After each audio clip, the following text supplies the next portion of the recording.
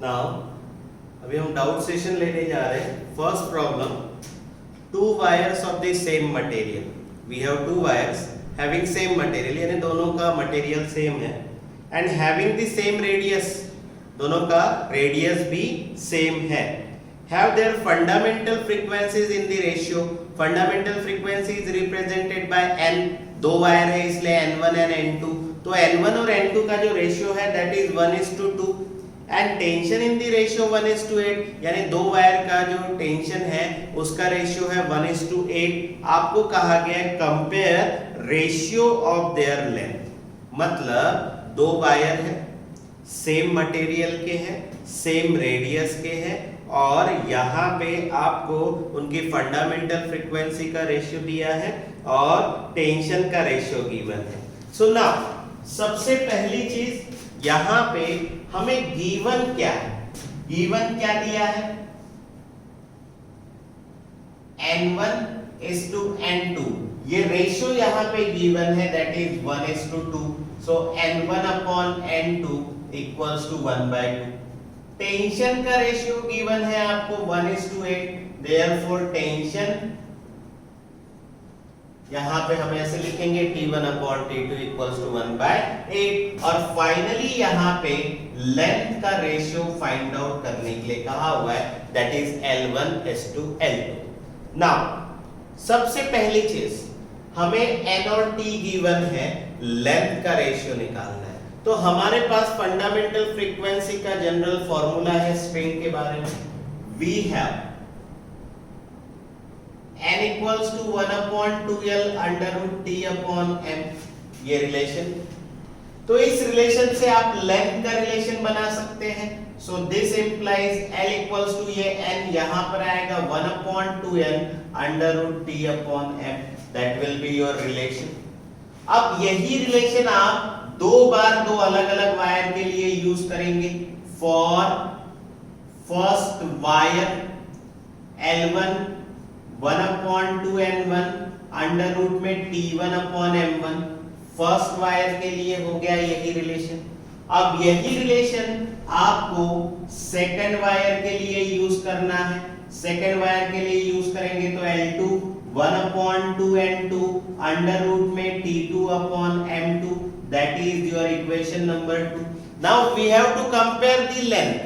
अगर आपको कभी भी कंपैरिजन करना होता है तो दो इक्वेशन को डिवाइड करना है, L1 का L2 के साथ कंपैरिजन है, इसलिए इक्वेशन 1 को इक्वेशन 2 के साथ डिवाइड कर दीजिए, तो यहां पर क्या आएगा, therefore equation 1 divide by equation 2 we get, क्या मिलेगा अभी आपको यहाँ पे L1 अपॉन में L2, L1 क्या है आपका 1/2N1 अंडर रूट में T1/M1, 1/2N2 अंडर रूट में T2/M, ठीक है। नाउ ये 2 दोनों जगह सिमिलर है, कैंसिल कर दो। लीनियर डेंसिटी M1 और M2 ये भी सिमिलर है, इसको भी आप कैंसिल कर दीजिए। अब ये N2 ऊपर जाएगा, दैट इज N2 ऊपर और ये N1 नीचे आएगा, क्योंकि ये डिनोमिनेटर का डिनोमिनेटर है, ये न्यूमरेटर का डिनोमिनेटर है, ये नीचे आएगा। फिर यहाँ पे अंडर रूट में T1/T2। Now N2/N1, we have N1/N2, उल्टा कर दीजिए, रेसिप्रोकल, दैट इज 1/2 है तो यहाँ पर होगा 2/1, और इधर अंडर रूट T1/T2 है तो यहाँ पर होगा 1/8, ठीक है, ये रिलेशन हो गया। नाउ यहाँ पे ये हो गया 2/1 का स्क्वायर रूट 1, ये 1 एज इट इज है, और 8 का स्क्वायर रूट 2√2 ऐसा होगा, ये और ये यहाँ पे कैंसिल हो गया, 1/√2, ये हमारा यहाँ पर रेशियो हो गया, तो यहाँ पे ये रिलेशन बन जाएगा अपना 1/√2 1.414। अब आपको यहाँ पे इसको सॉल्व करना है, ये L1/L2 यहाँ पर कितना आएगा, ठीक है, तो ये हो गया अभी हमारा relation. Next we have problem number 36। A steel rod having, यहां पे आपको दिया हुआ है 100 सेंटीमीटर लॉन्ग, यानी लेंथ आपका 100 सेंटीमीटर है, इस क्लैंप एट इट्स मिडल, यानी उस रॉड पे आपने क्या किया, उसको बीच में से क्लैंपिंग किया है। The fundamental frequency of longitudinal vibration of the rod are given to be 2.53 kilohertz, मतलब उस रॉड पे जो फ्रीक्वेंसी अप्लाई किया गया वो है 2.53 किलोहर्ट्ज, ठीक है, उसको आपने हर्ट्ज में लाना है। Then what is the speed of sound in steel. देख, ये प्रॉब्लम नंबर 36 यहां पे अभी। अब यहां पे ये आपके पास में एक रॉड है, ठीक है, यहां पे आपने उसको क्लैंप किया, मतलब आपने उसको यहां से खींचा, ठीक है, तो इसमें वाइब्रेशन प्रोड्यूस होगी। नाउ ये जो वाइब्रेशन यहां पे प्रोड्यूस होगी, तो ये वाइब्रेशन में आपको इस स्टील रॉड का लेंथ मेंशन है, L, दैट इज 100 सेंटीमीटर। ये लेंथ आपको गिवन है, तो आप गिवन में क्या लिखेंगे बताइए? Given length 100 centimetre which is equals to 1 metre. देन आपको यहां पे जो वाइब्रेशन प्रोड्यूस हो रहा है उसका फंडामेंटल फ्रीक्वेंसी गिवन है, और वो फंडामेंटल फ्रीक्वेंसी है 2.53 किलोहर्ट्ज। किलो के लिए 10 to the power 3, so 2.53 into 10 to the power plus 3 hertz, ये फंडामेंटल फ्रीक्वेंसी हो गया। और आपको क्वेश्चन में पूछा है what is the speed of sound in steel, यानी आपको यहां पर v जो है वो सॉल्व करना है। नाउ सी, यहां पर v है, n है और यहां पे l है, तो यहां अगर हमने v equals to n lambda लिखा तो n तो हमारे पास में लैम्बडा नहीं है, ठीक है, तो यहां पर आपको एक रिलेशन ध्यान में रखना है for fundamental mode. Fundamental mode में एक सिंगल लूप फॉर्म होता है, ये जैसे वायर है इसी को रॉड समझ लो, एक सिंगल लूप फॉर्म होता है, तो यहाँ पे ये दो नोड होते हैं और ये वाला डिस्टेंस जो होता है लेंथ, ये लैम्बडा बाय 2 होता है। तो इसी से आप लैम्बडा इक्वल्स टू क्या निकाल सकते हैं, ये 2 इधर जाएगा, that is lambda equals to 2l। Now ये 2 एज इट इज, लेंथ आपको 1 दिया है, दैट इज 2 मीटर, ये आपका लैम्बडा हो गया। Now speed of sound is given by, speed क्या होगा फिर, यहां पे फॉर्मूला होगा v equals to n lambda. n आपको दिया हुआ है यहां पे 2.53 into 10 to the power 3 और लैम्बडा आपको गिवन है यहां पे 2 से इधर में मल्टीप्लाई कर दीजिए, ये आपका यहां पे आंसर होगा 5.06 into 10 to the power 3 metre पर second. So this is your question number 36. Now अब इसके बाद में आपको यहां पे नेक्स्ट क्वेश्चन गिवन है 41, ठीक है, ये थोड़ा सा बड़ा क्वेश्चन है बट सिर्फ आपको कंपैरिजन करना है यहां पे। अब आपको यहां पे दो प्रोग्रेसिव वेव्स गिवन है और दोनों का डिस्प्लेसमेंट आपको गिवन है। पहले वेव का डिस्प्लेसमेंट है y1 equals to 2 sin 2 pi 100t minus x upon 60। दूसरे इसमें y2 आपको गिवन है 2 sin 2 pi 100t plus x upon 60, ऐसा आपको यहाँ पे रिलेशन गिवन है। अगर ऐसा है तो आपको यहाँ पर क्या करना है, रिलेशन में y1 y2 गिवन है, आपको दिया है this two waves combined to form stationary wave, यानी दो वेव्स हमारे पास में है, इन दोनों को मिला के स्टेशनरी वेव बन रहा है। तो आपको निकालना है एम्पलीट्यूड एट एंटीनोड, एम्पलीट्यूड निकालना है, ठीक है। उसके बाद में आपको यहां पर ये चाहिए, उसके बाद में आपको दिया हुआ है distance between adjacent node and antinode, मतलब नोड और एंटीनोड के बीच का डिस्टेंस निकालना है। उसके बाद आपको लूप लेंथ निकालना है, ठीक है, लूप लेंथ यहाँ पे फाइंड आउट करना है और उसके बाद में आपको वेव वेलोसिटी फाइंड आउट करना है। ऐसे दो आंसर अभी हमें यहाँ पर चार आंसर यहाँ पे निकालने। सबसे पहला problem number 41,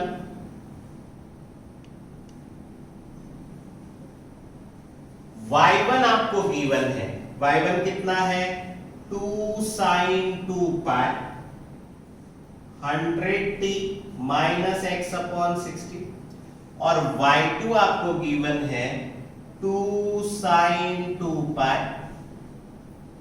100t plus x upon 60। ठीक है, ये दो वैल्यूज अभी हमको गिवन है और हमें यहाँ पे amplitude and antinode, distance between node and antinode, loop length और उसके बाद में यहाँ पे हमें वेव वेलोसिटी, ऐसे 4 आंसर यहाँ पे अभी हमें सॉल्व करने हैं। ठीक है, अब देखिए ये दो प्रोग्रेसिव वेव है, इक्वेशन 1 और इक्वेशन 2 प्रोग्रेसिव वेव के डिस्प्लेसमेंट के इक्वेशन है। नाउ अब यहाँ पे टू फॉर्म स्टेशनरी वेव, अगर आपको इन दोनों रिलेशन से स्टेशनरी वेव बनानी है सो रिजल्टेंट डिस्प्लेसमेंट आपको यहां पे लेना पड़ेगा। सो रिजल्टेंट डिस्प्लेसमेंट इज, क्या आएगा resultant displacement, y equals to y1 plus y2, यानी दोनों प्रोग्रेसिव वेव का डिस्प्लेसमेंट आप ऐड कर दीजिए, आपको यहाँ पे रिजल्टेंट डिस्प्लेसमेंट मिलेगा। सो y1 क्या है आपका 2 sin 2 पाई 100t minus x upon 60 plus 2 sin 2 पाई 100t प्लस x अपॉन 60, ये अभी हमने यहाँ पर ले लिया। अब इसके बाद में ये 2 दोनों इसमें आपको दिख रहा है, ठीक है, ये यहां पर अभी हमने ले लिया 2, फिर यहां पर बचेगा sin 2 पाई ब्रैकेट में 100t minus x upon 60 plus sin 2 पाई 100t प्लस x अपॉन 60, ये ऐसा रिलेशन दिखेगा अभी हमको यहां पर।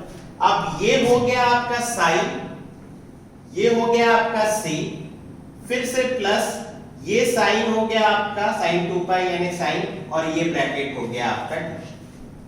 तो अभी आप क्या करेंगे, यहां पे जब आप इसको सॉल्व करेंगे तो आपको क्या मिलेगा बताइए, यहां पे आएगा आपका 2, ये है, और यहाँ sin c plus sin d का फॉर्मूला आपको यूज अप करना है, तो यहां पर आएगा 2 sin यानी sin 2 pi using sin c plus sin d formula.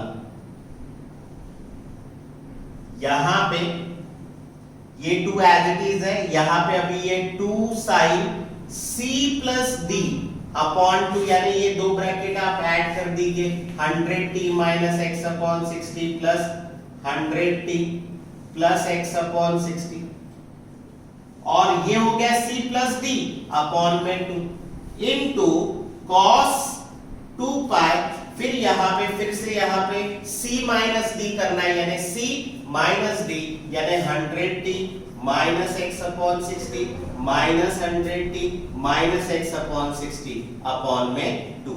ठीक है, ये हो गया अभी हमारा फॉर्मूला यहां। नाउ ये होने के बाद ये वाला 2 आप बाहर निकाल सकते हैं, दैट इज 2 into 2, ये हो गया आपका 4, फिर यहां पे ये sin 2 पाई, यहां पे minus x upon 60 plus x upon 60 cancel, 100t plus 100t 200t upon 2, ये यहां पे कैंसिल 100 हो जाएगा, इनटू cos 2 पाई, यहां पे minus 100t minus 100t cancel, यहां डिनोमिनेटर सेम है, so minus 2x upon 60 upon में 2। ठीक है, ये आपको यहां पर दिखेगा, ये 2 और ये 2 यहां पे कैंसिल हो गया। नाउ यहां पे फाइनली हमारे पास क्या रिलेशन बनेगा, minus sin 2 pi 100t into cos 2 pi cos of minus theta, यहां माइनस साइन है, इसको थीटा समझिए, cos ऑफ माइनस थीटा यानी cos थीटा, यानी यहां पर आएगा माइनस की जगह प्लस x अपॉन 60। अब आप क्या करिए, ये cos और ये 4 ये एक साथ लिखिए, 4 cos 2 पाई x अपॉन 60 इनटू sin 2 पाई 100 इनटू t। ठीक है, ये हो गया हमारा अभी y। अब यहां पे ये हमारा रिजल्टेंट डिस्प्लेसमेंट बना स्टेशनरी वेव का। नाउ ये जो हमारा अभी इक्वेशन नंबर 3 आया, this is the resultant displacement of stationary wave. अब आप इसका जनरल इक्वेशन लिखिए ताकि आप कंपेयर कर सके इक्वेशन को। तो यहां पे आप क्या लिखेंगे अभी, the general equation of stationary wave. क्या है ये general equation, is y equals to, यहां पर आएगा 2a cos 2 pi x upon lambda into sin 2 pi nt, या फिर sin 2 pi t upon t, ऐसा यहां पे ये फॉर्म sin 2 pi nt के समान आ रहा है। अब ये आपका जनरल रिलेशन हो गया। अब इसमें से यहां पर ये हो गया इक्वेशन नंबर 4, ये 3 और 4 ये दोनों इक्वेशन आप कंपेयर करिए। तो यहां पर अभी आप इक्वेशन कंपेयर करेंगे, comparing equation 3 and equation 4 we get, देखिए अभी हमें यहां पर क्या मिल रहा है। यहां देखिए 2 पाई x के नीचे लैम्बडा है, यहां पे 2 पाई x के नीचे 60 है, यानी लैम्बडा की वैल्यू क्या होगी आपके पास 60 मीटर। यहां cos के पहले 2a है, यहां पे cos के पहले 4a है, यानी यहां पे हम लिखेंगे कि आपका 2a इक्वल्स टू वैल्यू हो गया 4। ठीक है, ये आपको यहां पर ध्यान में रखना है, ये दो वैल्यूज अभी हमें यहां पर मिली। अब सबसे पहला क्वेश्चन आपको पूछा है एम्पलीट्यूड एट एंटीनोड। ठीक है, अब यहां पे ये निकालने के लिए amplitude at antinode will be 2a, मतलब हमेशा एंटीनोड पे एम्पलीट्यूड मैक्सिमम होता है और मैक्सिमम एम्पलीट्यूड इक्वेशन में 2a होता है। ठीक है, और 2a का वैल्यू कितना है 4, तो एम्पलीट्यूड का वैल्यू हो गया 4 मीटर। दूसरा जो क्वेश्चन है यहां पे distance between node and adjacent antinode, ये यहां पर दिया गया है आपको। ठीक है, तो ये होता है लैम्बडा बाय 4, मैं आपको ये कैरेक्टरिस्टिक्स में बता चुका हूं। सो लैम्बडा बाय 4, सो लैम्बडा क्या है आपके पास 60 अपॉन में 4। ठीक है, यहां पे 15, तो ये हो गया आपका distance between node and it's adjacent antinode. फिर तीसरा क्वेश्चन आपको यहां पे पूछा है लेंथ ऑफ लूप। ठीक है, सो विच इज L, और L इक्वल्स टू होता है लैम्बडा बाय 2। सो लैम्बडा हो गया आपका यहाँ पे 60 अपॉन 2, यानी ये हो गया 30 मीटर। ठीक है, और फाइनली आपको पूछा है वेलोसिटी या speed, that is v, v equals to n lambda. ठीक है, ये अभी आपका रिलेशन है। अब देखिए यहाँ पे ये n 2 पाई के बाद sin 2 पाई के बाद n है, यहाँ sin 2 पाई के बाद n यानी 100 है, तो यहाँ n आपको 100 हर्ट्ज मिला। ठीक है, सो n हो गया 100 into 60, यानी 100 into 60 हो गया 6000। सो v का वैल्यू आया 6000 मीटर पर सेकेंड। ये आपके 4 answers. Now question number 43, a wire is in unison with a fork, मतलब हमारे पास में एक वायर है is in unison with a fork, that means the frequency of fork and wire will be same.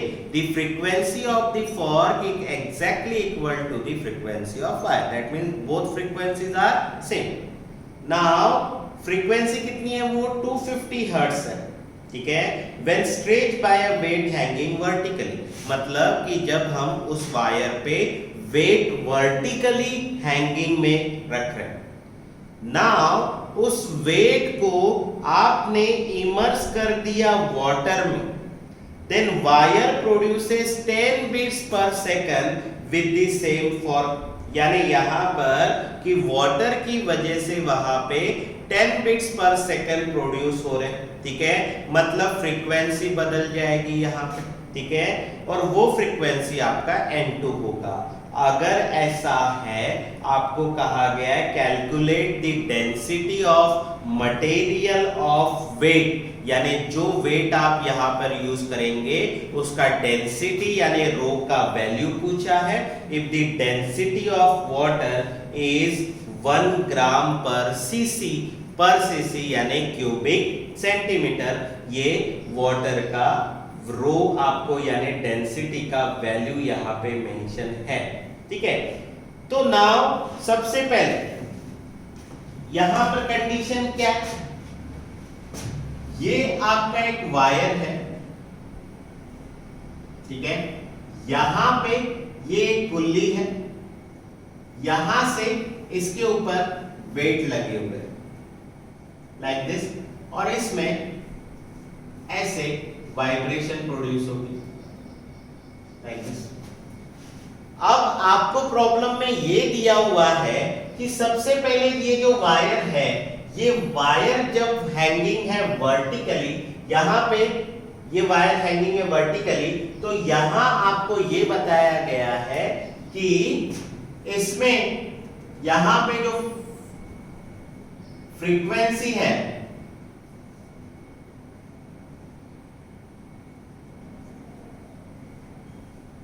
Vertically hanging है, यहां पे this is your wire, this is weight hanger, और ये इसमें प्रोड्यूस होने वाले वाइब्रेशन लाइक दिस। सो जब इसको ऐसे ये किया गया तो उसका फ्रीक्वेंसी क्या है, इट्स फ्रीक्वेंसी इज, ये दिया है आपको 250 हर्ट्ज। नाउ ये फर्स्ट कंडीशन। नाउ अब ये वाला जो वेट है ये आपने वाटर में इमर्स कर दिया, ये वेट अभी वाटर में इमर्स कर दिया आपने, ये वाला वाटर है यहां।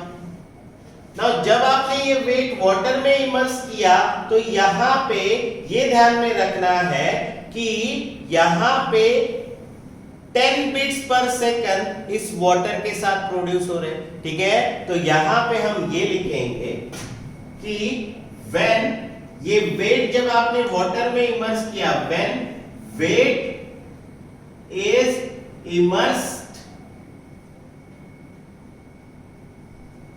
immersed in a water, then 10 bits per second are produced। मतलब यहां पर कितने वेट प्रोड्यूस हो गए, 10 बिट्स। यानी यहां पे जैसे आप वेट यहां पे पुट अप करेंगे तो फ्रीक्वेंसी आपका डिक्रीज हो जाएगा। जब वेट वाटर में प्रोड्यूस होगा, वहां पे जब इमर्स करेंगे तो यहां पे फ्रीक्वेंसी कम होगा। सो देयरफॉर न्यू फ्रीक्वेंसी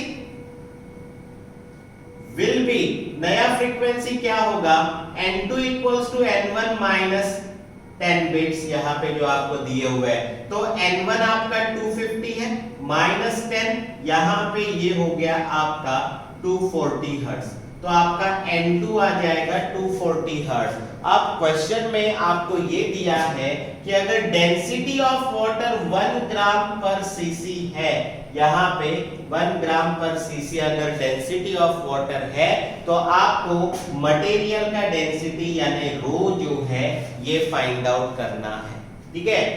अब ये क्वेश्चन स्पेसिफिक ग्रेविटी पे डिपेंड है, तो मैं यहां पे ऐसे लिख देता हूं, depends upon specific gravity.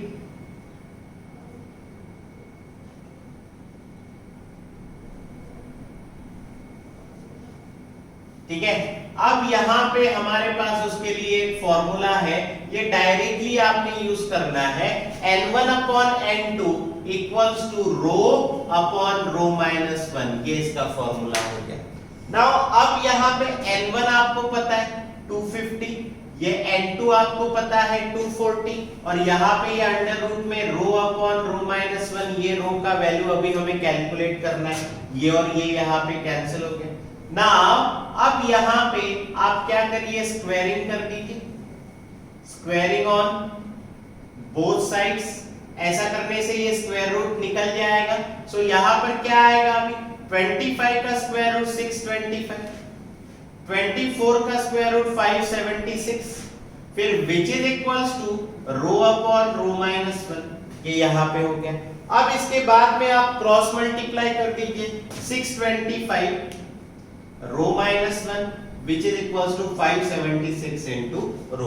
now यहाँ पे ये 625 रो minus 625 into 1 625 और ये 576 रो ये उधर जाएगा और ये 625 इधर आएगा।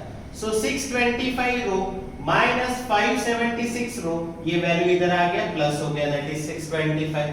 अब इसमें से आपको क्या करना है, वैल्यू निकालना है। 15 minus 6 9, 11 minus 7 4, ये हो गया 49 रो, यहाँ पर आएगा 625। नाउ ये 49 इधर ले लीजिए, रो इक्वल्स टू 625 अपॉन 49। इसको आप सॉल्व करिए, आपका आंसर ग्राम पर क्यूबिक सेंटीमीटर में आ जाएगा, ग्राम पर सीसी में। This is your problem number 40।